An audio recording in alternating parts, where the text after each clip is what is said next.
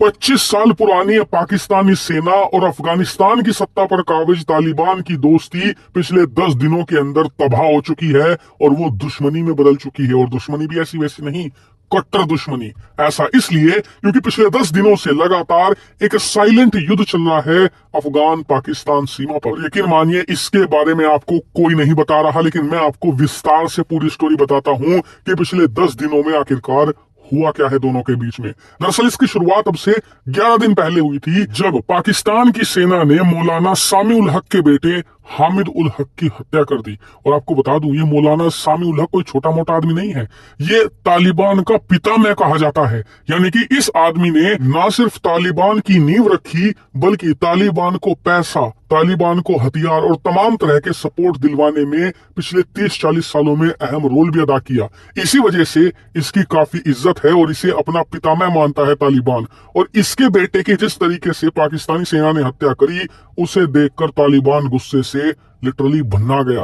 और उसके बाद तो पिछले 11 दिनों से लगातार पाकिस्तान की सीमा पर गोलीबारी हो रही है। जी हाँ, आप जैसा कि स्क्रीन पर देख सकते हैं, दोनों तरफ से जोरदार गोलीबारी है। उधर से पाकिस्तान की सेना, इधर से तालिबान के लड़ाके लगातार एक दूसरे पर फायरिंग कर रहे हैं। इतना ही नहीं, पाकिस्तान और अफगानिस्तान के बीच में जितने भी चेक पॉइंट है, यानी कि जहां से लोग एक दूसरे के देश में आते जाते हैं, जहां से व्यापार होता है, सामान एक देश से दूसरे देश में जाता है, वो सारे ट्रेड पॉइंट और चेक पॉइंट भी फिलहाल सील पड़े हैं पिछले 10 दिनों से। इतना ही नहीं, पाकिस्तानी सेना के लिए सबसे बड़ा झटका ये है कि पिछले कुछ महीनों में इन्होंने तालिबान के साथ अलग अलग बैठकें करके कुछ जो बॉर्डर के विवाद थे उन्हें सुलझा लिया था।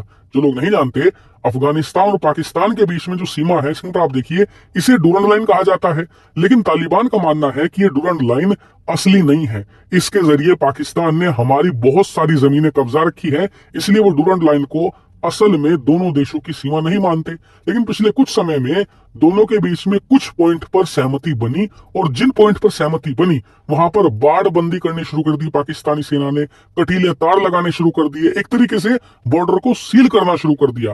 लेकिन पिछले 10 दिनों में जो हुआ वो हैरान करने वाला है। इसके ऊपर आप देखिए, अब तो रिपोर्ट ये भी आ रही है कि जहां पर सहमति बनी भी थी, वहां से भी तालिबान के लड़ाकों ने पाकिस्तानी सेना द्वारा लगाए गए कटीले तार, बाड़ बंदी सब कुछ उखाड़ कर फेंक दिया है। और पाकिस्तानी सेना के जो लोग इस काम को करने में लगे पड़े थे, उन्हें भी मारकर भगा दिया गया है। और इस तरीके से पाकिस्तान और अफगानिस्तान के बीच में पिछले 10 दिनों से एक साइलेंट युद्ध छिड़ा हुआ है। और रिपोर्ट्स बता रही हैं कि दोनों के बीच में जो क्लैशेस हैं वो बढ़ते जा रहे हैं। शुरुआत में जो ये लड़ाई थी, ये 1-2 चेक पॉइंट तक सीमित थी, धीरे धीरे ये आधे से ज्यादा चेक पॉइंट पर बढ़ चुकी है। और दोनों पक्ष पीछे हटने को तैयार कतई नहीं है।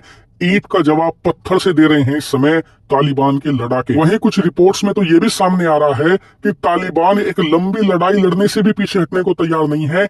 इसीलिए अमेरिकी सेना द्वारा छोड़े गए जो हमी व्हीकल्स हैं, जो हेलीकॉप्टर्स हैं और तमाम जो मिलिट्री इक्विपमेंट्स हैं, उन्हें अब वो मोबिलाइज कर रहे हैं पाकिस्तान की सीमा की तरफ। यानी कि अमेरिकी सेना जो हथियार छोड़कर गई थी, अब उन्हीं का इस्तेमाल करेंगे तालिबान के लड़ाके पाकिस्तानी सेना को धूल चटाने के लिए। यानी कि पाकिस्तान की अब तक जो सबसे अशांत सीमा थी, वो ईस्टर्न बॉर्डर हुआ करता था, जो कि भारत के साथ लगा हुआ है। वहां पर लगातार कोई ना कोई गोलीबारी होती रहती थी। लेकिन अब इस वक्त इतिहास में पहली बार जो उसका वेस्टर्न बॉर्डर है, वो उसे ज्यादा सरदर्द दे रहा है, वो एक तरीके से ज्यादा अशांत हो चला है। और यकीन मानिए, ये स्थिति देखकर पाकिस्तानी सेना और आईएसआई के बड़े बड़े जनरल जो गाजे बाजे के साथ तालिबान को सत्ता में लाए थे, अपना माथा पकड़े बैठे होंगे अपने दफ्तरों में, अपनी डेस्क पर अपना सर देकर मार रहे होंगे कि हमने ये क्या मुसीबत मोल ले ली। भारत हमसे पहले ही संभल नहीं रहा था, ऊपर से अब तालिबान हमारे से लड़ने आ गया।